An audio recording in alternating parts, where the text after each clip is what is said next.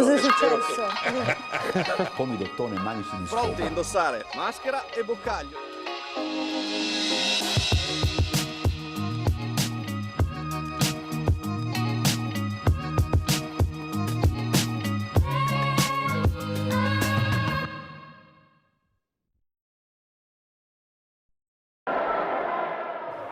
Il pubblico triestino stavolta ce l'ha messa tutta per mantenere la calma al Palarubini, con un coro che ha fatto da intermezzo tra i due blackout a fine partita e telefonini in modalità accendino da concerto di un tempo. A bocce ferme, però, l'aver seriamente rischiato di perdere la partita e la serie con Brescia per questo inconveniente merita una riflessione. I fatti sono questi: la cabina di media tensione all'esterno del Palasport non ha retto, il trasformatore ha raggiunto i 137 gradi di temperatura, facendo saltare tutto, i tempi tecnici per ripartire e il secondo stop, a cui si è ovviato decidendo di lasciar spento tabellone e altri impianti secondari. La partita era già persa dopo l'indicazione del primo arbitro Attard, poi gli allenatori insieme hanno chiesto di finire, ma sul campo. Dopo il patatrac è arrivato l'impegno dell'assessore ai lavori pubblici del comune Elisa Lodi ad ammodernare l'impianto in vista della prossima stagione. La cabina di tensione, che risale al 1999, infatti era già stata attenzionata per problemi di ventilazione, ma i sopralluoghi non avevano evidenziato criticità. Ora si agirà in maniera approfondita. Quanto al futuro invece ha parlato via lettera aperta il presidente della Pallacanestro Trieste, Paul Matjasic. Non vincendo il campionato non abbiamo raggiunto l'obiettivo che ci eravamo prefissati. La delusione per il fallimento rimarrà per un po', forse fino alla prima palla a 2 della prossima stagione. Ci spronerà e ci spingerà a raggiungere livelli più alti. Poi il ricordo dei tanti risultati raggiunti, la semifinale di Coppa Italia, le 3 vittorie su 4 partite con le 2 big, Milano e Bologna, il nervo scoperto per la squalifica del campo, ma anche il ringraziamento al pubblico, il vero sesto uomo, e a tutte le componenti di società e sponsor.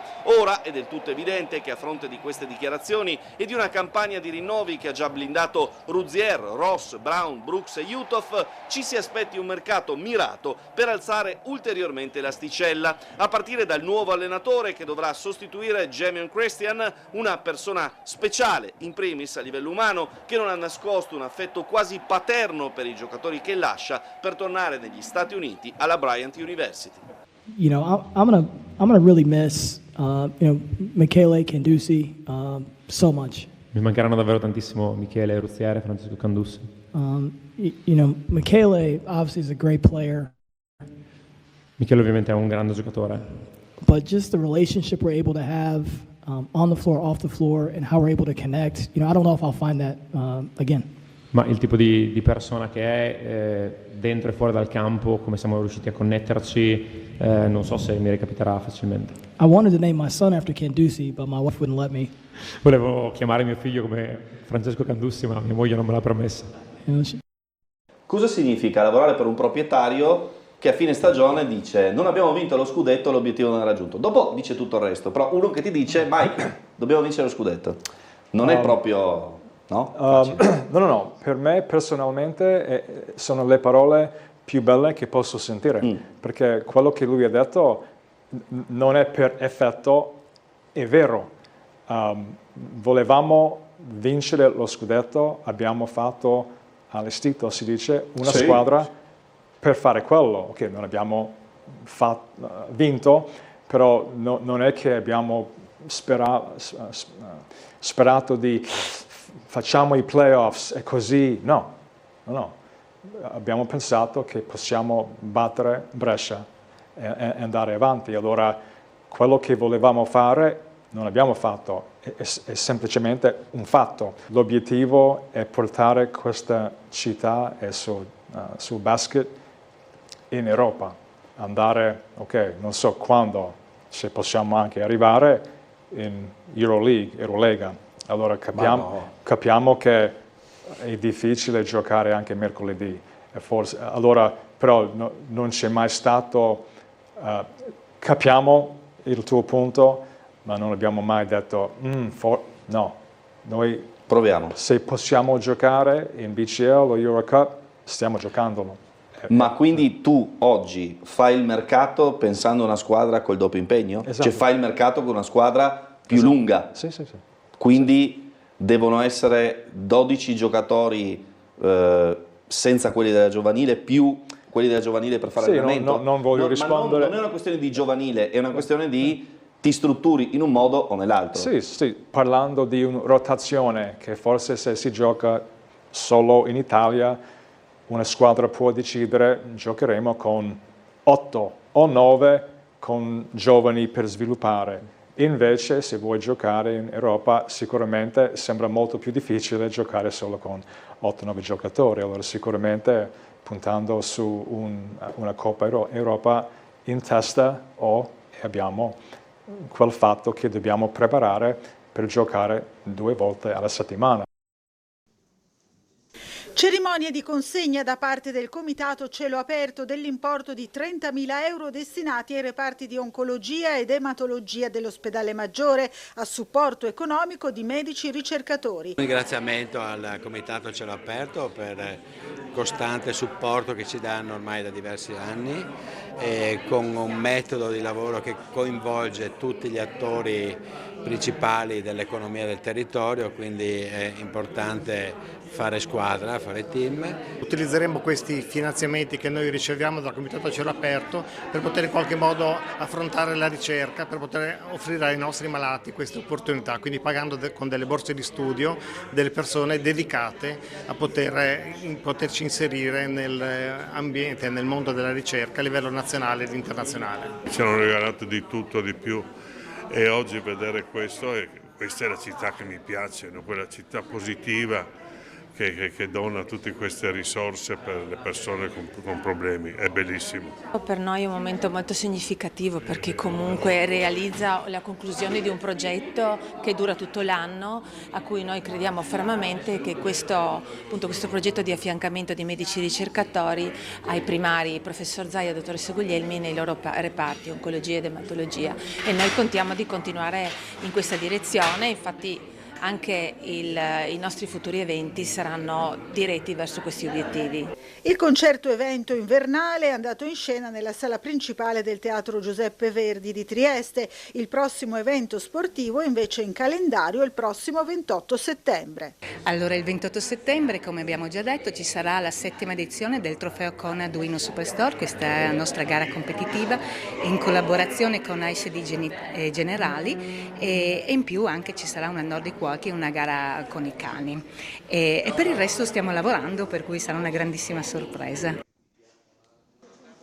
Gorizia si conferma per il secondo anno consecutivo la provincia italiana dove si vive meglio tra i 18 e i 35 anni. Lo dice l'indagine 2025 sulla qualità della vita per fasce d'età del Sole 24 Ore, presentata al Festival dell'Economia di Trento, che analizza 107 province italiane in base a 15 indicatori mirati per ciascun gruppo generazionale, bambini, giovani e anziani. Con un punteggio di 666,3 su 1000, Gorizia si posiziona al primo posto assoluto nella classifica giovani, grazie a una serie di elementi che le rendono un ambiente favorevole alla costruzione di un progetto di vita. In particolare eccelle per numero di locali e organizzatori di eventi in rapporto ai residenti under 35, per la quota di contratti a tempo indeterminato tra i nuovi rapporti di lavoro e per età media al primo figlio, tra le più basse in Italia, 31,6 anni. L'indicatore sulla soddisfazione per la qualità delle relazioni familiari colloca inoltre Gorizia tra i territori con il migliore equilibrio tra vita privata e sociale.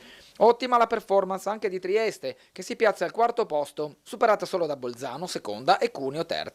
Il capoluogo del Friuli Venezia Giulia si distingue per l'alta incidenza di laureati tra i giovani, la presenza diffusa di servizi, l'offerta culturale e la qualità del trasporto pubblico, oltre che per la capacità di attrarre e trattenere talenti. Nel complesso la classifica conferma il predominio del nord-est, che domina la fascia giovane con ben 5 province tra le prime 10. Oltre a Gorizia e Trieste compaiono anche Trento, Udine e Pordenone. Le regioni settentrionali occupano in tutto 17 delle prime 30 posizioni nelle classifiche dedicate alle 3 fasce d'età, segno di una struttura territoriale che continua a investire in servizi, cultura e qualità urbana. Uno sguardo generazionale che diventa una chiave di lettura preziosa per interpretare le trasformazioni in atto nel Paese e orientare politiche pubbliche realmente mirate. Dall'incendio del Balkan del 1920 all'attentato all'oleodotto Siot del 72, dalle fiamme nel castello di Miramare in costruzione alla quotidianità degli interventi per la Bora. La storia e la vita dei Vigili del Fuoco a Trieste sono raccontate nel libro della giornalista Viviana Facchinetti, perché i Vigili del Fuoco ci sono sempre. Come hai ideato questo libro che racconta la storia dei Vigili del Fuoco a Trieste? Ma diciamo che proprio con il ricordo ancora di quando lavoravo a Tele 4 e che i Vigili del Fuoco erano molto spesso ospiti nelle mie trasmissioni, e ho visto quanta è la loro partecipazione e la loro missione e soprattutto quanto tutti li amano, però non sapevano, le persone in genere ad ampio raggio non conoscevano la loro storia, e allora ho abbinato la loro storia con quella di Trieste ed è venuto questo lavoro piuttosto impegnativo, ma sono soddisfatta di averlo finito. Realizzato grazie all'AIPI Libero Comune di Pola in esilio, il volume racconta Trieste e i suoi pompieri attraverso secoli di storia, cronaca e vita vissuta, con un ricco corredo di foto, documenti e altro materiale custodito nell'archivio del Comando dei Vigili del Fuoco. Ma i Vigili del Fuoco ci sono sempre e questo libro dimostra, perché rappresenta la storia dei pompieri e dei Vigili del Fuoco con Trieste, delle affinità che ci sono e che legano il Corpo dei Vigili del Fuoco a questa città. E questo è stato un'avventura di 10 anni, che ha permesso appunto di ricostruire con tutto il materiale documentare d'archivio che è stato trovato e messo a disposizione questa storia, questo legame forte che c'è tra i pompieri e Trieste.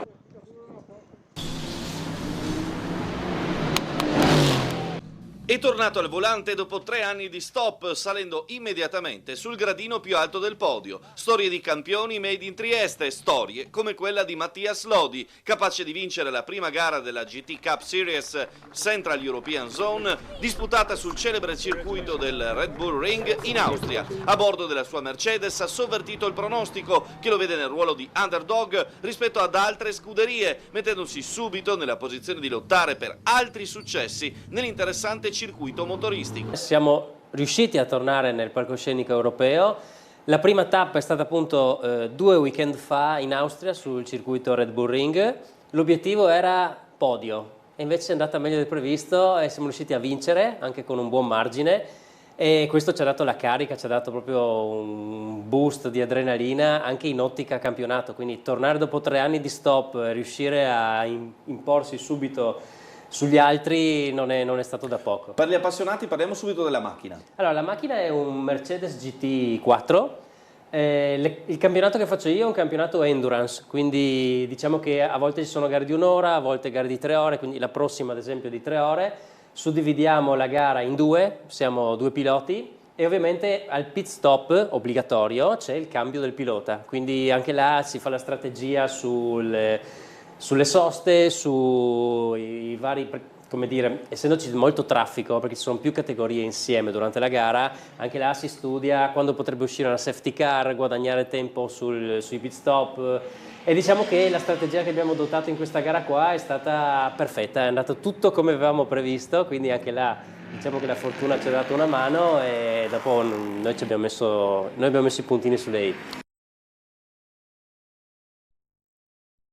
Dal 29 maggio al 1 giugno Trieste si prepara ad accogliere la 9ª edizione della Mittel European Race, la salita della Trieste Opicina, un evento internazionale iscritto al calendario ACI Sport e coorganizzato dal Comune, che anno dopo anno unisce la passione per l'automobilismo storico e moderno alla valorizzazione del territorio. Ci riserva delle novità che sicuramente, oltre ad essere il 9° anno, e perciò ci dà lustro il fatto che comunque ogni anno ci siamo e cresciamo, quest'anno abbiamo un evento importante che è un grande evento autovetture moderne, dove avremo la partecipazione di molte Ferrari e che ci fa ben sperare che questa, diventando un campionato italiano di grandi eventi.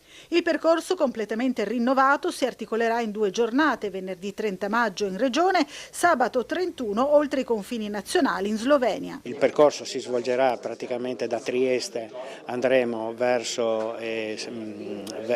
Aquileia, Strassoldo, Palmanova, Borgo Nonino, poi andiamo fino a Fagagna al Castello di Sousans per andare a Gemona, Montenars, Cividale, Butrio, il castello di Butrio, poi scendiamo giù sulla Rapacis e torniamo poi a Trieste il primo giorno. Il secondo giorno invece il percorso si svolgerà molto in Slovenia. Avremo anche un incontro con le autorità di Gorizia 2025. Grande novità di quest'anno, oltre al discorso del campionato grandi eventi, abbiamo organizzato assieme all'associazione Orizzonti Fotografici un concorso di fotografia, quindi a tutti i fotografi appassionati invito a venire a fotografare in tutta la regione, per cui noi passiamo appunto da Trieste fino ad arrivare a Gemona, quindi le varie possibilità sono infinite. Comune di Trieste, all'Osteria da Marino, in segno di stima e apprezzamento per il traguardo dei 100 anni di attività. Anche il sindaco di Piazza è uno dei principali avventori, insomma, storici del locale da Marino. 50 anni fa abbiamo passato dai 20 in poi, io ne ho 70, per cui si veniva qua da Marino fino alle 3-4 del mattino.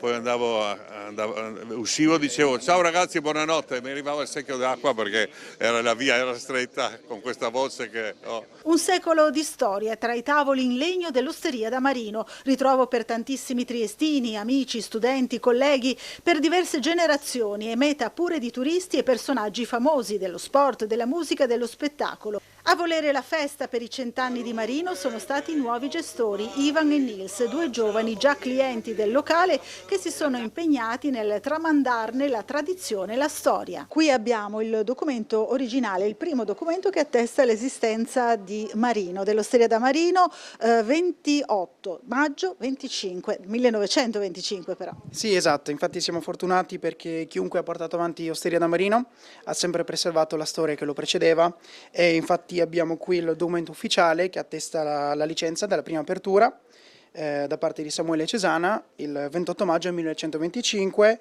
e poi ho anche altri documenti che attestano purtroppo la chiusura l'8 maggio invece 1940 a causa delle origini ebraiche di Samuele, quindi che era stato costretto a chiudere l'esercizio. Prima all'inizio ero un cliente fisso, come tanti altri, ero tanto appassionato di vino e grazie a Mauri che cercava una persona che vada avanti con l'Osteria da Marino e che mantiene tutta la tradizione, e ovviamente che ho accettato subito e niente, praticamente adesso andiamo avanti e speriamo di fare il meglio possibile. Maurizio Boz è il proprietario precedente, il gestore precedente dell'Osteria da Marino. I miei ricordi particolari sono nei primi anni che eravamo, abbiamo avuto notti e serate meravigliose cantando, raccontandoci barzellette, questo era proprio un posto dove stare tutto il giorno. Sport, solidarietà e ricerca tornano protagonisti a Trieste con la seconda edizione di A Canestro per la ricerca, in programma dal 17 al 22 giugno, un evento che unisce divertimento e impegno coinvolgendo l'intera città in una grande mobilitazione a favore della Fondazione AIRC e dei suoi 5.400 ricercatori impegnati ogni giorno nella lotta contro il cancro. Dopo il successo dello scorso anno, l'iniziativa, guidata dal cestista triestino Stefano Bossi, si rinnova con un'edizione ancora più ricca, inserita nelle celebrazioni per i 60 anni di AIRC.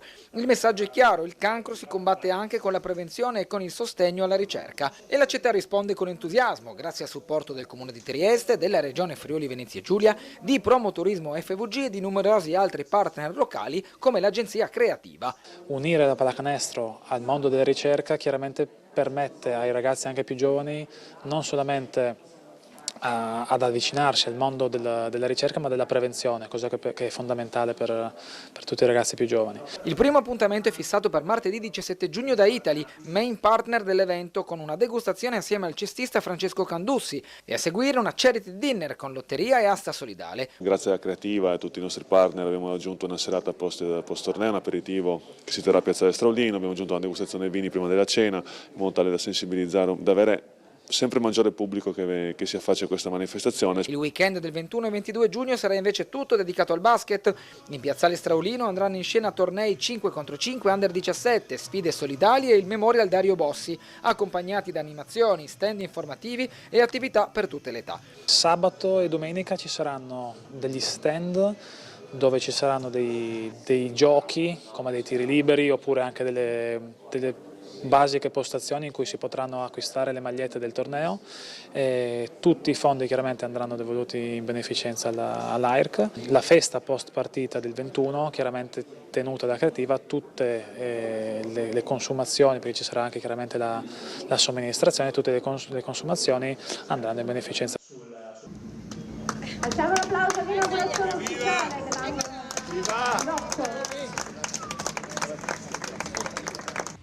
L'angolo di Rocco, cioè, detta a modo nostro, l'angolo del Paron. Con ogni riferimento all'aereo Rocco propriamente voluto, tornano a rivivere nella forma di un'enoteca gli antichi spazi della macelleria della famiglia dello storico giocatore e allenatore di calcio triestino che fece le fortune della Triestina e del Milan. Un progetto firmato Edil Group con cui si è voluto recuperare un locale che diventa luogo d'élite dedicato alla cultura del vino e alla convivialità. Una trasformazione che sarebbe piaciuta di certo a Rocco che, a tavola davanti a un buon bicchiere, sapeva costruire quello spirito di squadra che va ben al di là del mero aspetto del campo e della tattica. Dopo 26 anni di area dismessa siamo riusciti a riqualificare questi due edifici realizzando un po' la chicca di questo edificio alla punta di via Slataper, dove onoriamo Nereo Rocco per quello che ha costruito e ha fatto per questa città, creando un punto di incontro nella nostra enoteca per sviluppare network e dare vita a un luogo che era fermo e ridarlo ai triestini. Immancabile un commento di uno dei due figli del Paron, Tito Rocco, che insieme a Bruno porterà avanti i racconti e le memorie di un mito dello sport triestino. È un grande ricordo, è un onore che sia ancora ricordato anche in questa maniera nel luogo dove mio padre ha anche lavorato nei tempi passati. Per cui questa era sempre la nostra casa negli anni fa. Adesso siamo contentissimi che rinasca. A Enzo Settimo.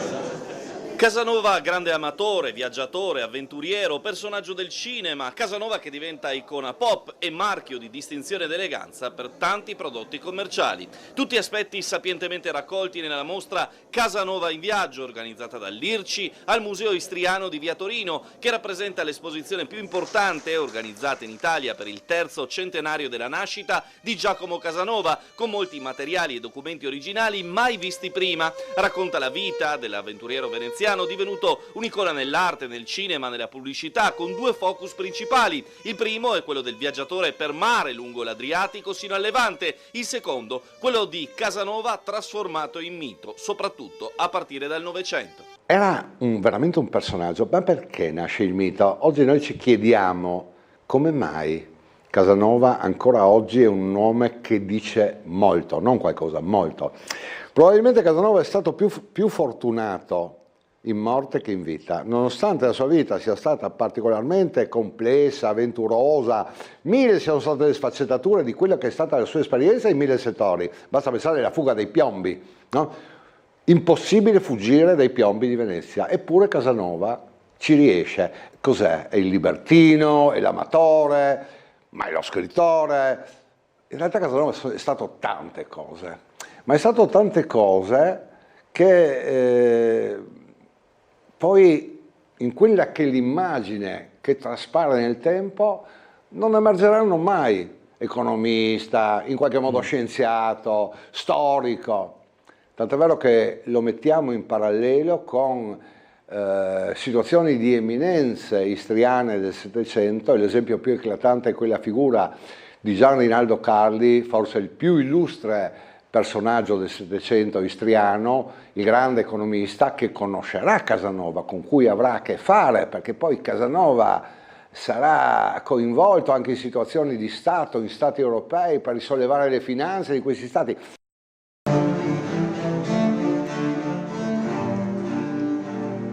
L'Open Day, la parte che apriamo al pubblico di ragazzi e ragazze che vogliono con la loro passione di musica conoscere tutti gli strumenti, assaggiare qualsiasi tipo di suono, ma anche le nuove tecnologie, il jazz. Porte aperte al Conservatorio Tartini di Trieste. L'Open Day 2025 del 30 maggio ha dato la possibilità ai futuri studenti della prestigiosa istituzione di compiere un tour completo in ogni piano di Palazzo Rittmeyer con una vera e propria maratona di concerti. Un'occasione per familiarizzare con la musica, scoprire lo strumento che si desidera suonare. Palazzo Rittmeyer ci accoglie in questa splendida cornice, ma la cosa più bella è che gli strumenti saranno presentati da loro coetanei, quindi i coetanei, i nostri studenti e le nostre studentesse del conservatorio prenderanno per mano gli ospiti, gli altri ragazzi, e faranno sentire la musica dai loro strumenti e faranno provare alle ragazze e ai ragazzi che verranno a trovarci gli strumenti propri. Apriamo le porte ai gruppi che si sono prenotati durante la settimana, sono previsti 4 ingressi a partire dalle 2:30 ogni ora, accogliamo all'incirca 40 persone per gruppo. Ogni gruppo sarà guidato da ciceroni d'eccezione, nostri studenti, che li accompagneranno in un percorso guidato. Si partirà dall'atrio al piano terra, dove appunto il pubblico avrà la possibilità di ascoltare dei gruppi d'arpe. Poi si salirà al primo piano, ad accoglierli ci sarà una nostra bravissima studentessa, una violinista, e poi un gruppo di violoncelli. Poi tutto il gruppo salirà al secondo piano, dove sono previste le presentazioni degli strumenti, quindi il pubblico si potrà potrà vagare per il piano, entrare in un'aula all'altra, chiedere, ascoltare gli studenti e parlare con i docenti. Poi scenderà di nuovo, ci sarà un momento qui in aula magna, musica da camera, ci sarà la possibilità di visitare la stanza di Tartini, un nostro fiore all'occhiello, poi il pubblico scenderà, il gruppo scenderà e potrà fermarsi al primo piano dai docenti di didattica della musica per arrivare infine al piano terra, dove potranno sbizzarrirsi, c'è il dipartimento di jazz, nuove tecnologie e infine l'orchestra ad archi.